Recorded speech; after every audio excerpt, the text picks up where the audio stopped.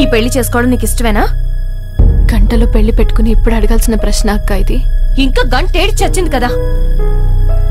Life నాశనం చేసుకోవడానికి నిమిషం చాలు, బాగు చేసుకోవడానికి క్షణం చాలు. ఇప్పటికైనా చెప్పి చావు ఏం జరిగిందో. నువ్వు నాతోనే ఫస్ట్ టైం గడిపావని గ్యారంటీ ఏంటి?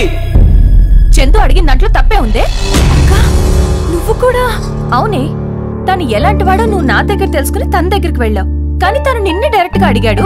ఇందులో తప్పే ఉంది. అయితే మాత్రం అలా అడిగేస్తాడా? అడక్క ఇది మనసులో పెట్టుకుని రేపు పొద్దున పెళ్ళయ్యాక నేను అనుమానంగా చూస్తే బాగుంటుందా?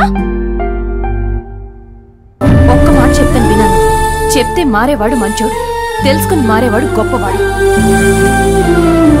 చందుకి నేను చాలాసార్లు చెప్పి చూశాను, ఎన్నాళ్ళిలా ఏదైనా ఓన్ గా బిజినెస్ స్టార్ట్ చేసుకోమని. తన మాట ఎప్పుడు వినలేదు. నువ్వు చెప్పావో లేదో నాకు తెలీదు. ఇప్పుడు తను ఓన్ గా బిజినెస్ స్టార్ట్ చేశాడు. ఆలోచించుకోను, ఈ రోజు మనం తీసుకునే నిర్ణయం ఎన్నేళ్ల తర్వాత థింక్ చేసినా కరెక్ట్ గా అనిపించాలి. లేదంటే చచ్చే వరకు చస్తూనే బతుకుతాం. మరి ఇంత దూరం వచ్చాక అమ్మా నాన్నని నేను కన్విన్స్ చేస్తాను.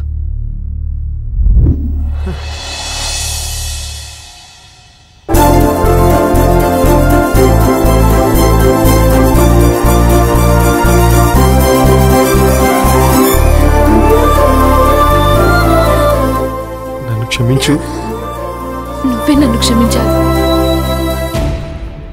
రాముడే ఎవడో ఏదో అన్నాడని సీతను అనుమానించాడు. అలాగే నువ్వు మీ ఫ్రెండ్స్ ఏదో అన్నారని నన్ను అనుమానించావు. నీ ప్లేస్లో నేనున్నా అలాగే చేస్తాను. నా తప్పుకి శిక్షగా నన్ను పెళ్లి చేసుకుంటావా చందు? మొత్తానికి పెళ్లి ఒక శిక్ష అని ఒప్పుకున్నారు. Okay okay, heroine belongs to hero. ఇది ఓకేనా? సార్ నేను ఎప్పుడో చెప్పాను sir, heroine belongs to hero అని. సూపర్.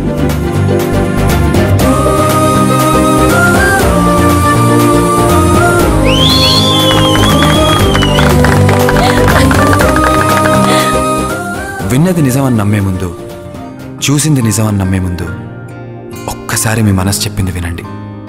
అప్పుడు ఎటువంటి అపార్థాలు ఉండవు, ఓన్లీ ఆనందాలే. ఏంటమ్మా నువ్వు చెప్పేది? అవును నాన్న, మనం అనుకుంటున్నట్టు పవన్ మంచివాడు కాదు, తను ఉమనేసం. చూస్తూ చూస్తూ అలాంటి వాడికి మన అమ్మాయిని ఎలా ఇస్తామండి? ఇంత జరిగాక దాన్ని ఎవరు చేసుకుంటారే? చందు వాడికైతే చచ్చినా ఇవ్వను. ఎందుకు ఒప్పుకోరు నాన్న? ఇవాళ చందు వేరు, ఒక పెద్ద కంపెనీ ఓనర్, ఎంతో మందికి ఎంప్లాయ్మెంట్ ఇస్తున్నాడు. ప్లీజ్ నాన్న, ఇంకా ఆలోచిస్తారేంటి? ఒప్పుకోండి.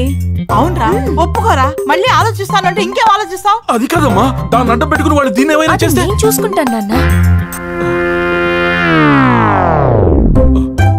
సరే. ఏంటో మీరు చెప్పేది? ఎంతో కష్టపడి చదివి నువ్వు ఈ స్టేజ్కి వచ్చి ఫారెన్ వెళ్ళడానికి ప్రిపేర్ అవుతున్నావు. అలాంటి నిన్ను చేసుకోబోయే అమ్మాయి నీకు సపోర్టివ్ గా ఉండాలి, సమస్యగా మారకూడదు. అవునదినా, తను ఎప్పుడు చూసినా ఏదో కన్ఫ్యూజన్ లో ఉంటుంది. అందుకే చెప్తున్నా, ఆల్ ది టైం కాన్ఫిడెంట్ గా ఉండే నీకు అనన్య కరెక్ట్ కాదు. అది సరే గాని, మరి ఇంత దూరం వచ్చాక మీ పేరెంట్స్? ఆ సంగతి నేను చూసుకుంటాను సంతోష్. మరిది గురించి ఆలోచించి చెల్లి పెళ్లినే వద్దన్నావు. నువ్వు చాలా గ్రేట్ వదినా.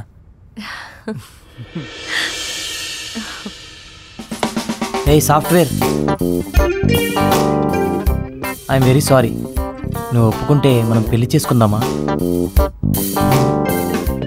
ఆ రోజు డాన్స్ బాగా చేశాడు కదా, చేసుకోవచ్చు కదా. మీకెలారా?